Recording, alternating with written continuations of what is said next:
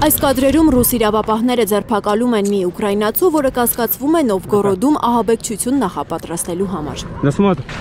Տղամարդու բնակարանում Ռուսաստանի Դաշնային անվտանգության ծառայության աշխատակիցները հայտնաբերել են ինքնաշեմ պայթուցիկ սարքեր, անհայտ հեղուկներով լցված շշեր։ Այո, ես Ուկրաինայի քաղաքացի եմ։ 2023 թվականի հոկտեմբերին աչքովս ընկավ, հանդիպեցի մի տելեգրամ ալիք, որը կառավարում էին ուկրաինական հատուկ ծառայությունները։ Կոնտակտներ գտա ու կապ հաստատեցի։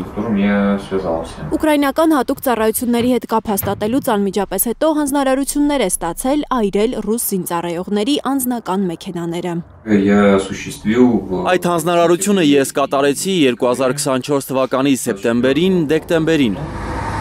Ուկրաինացի տղամարդը խոստովանել է, որ ծրագրել էր Նովգորոդում պայթեցնել ռուս զինվորականներից մեկի մեքենան։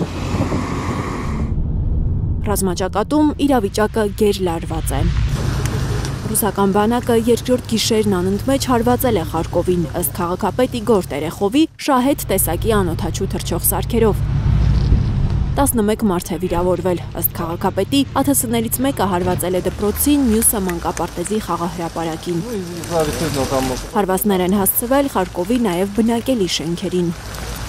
Ըստ ուկրաինական կողմի նախորդ օրն էլ ռուսական հարձակման հետևանքով Խարկովում 3 մարդ էր զոհվել։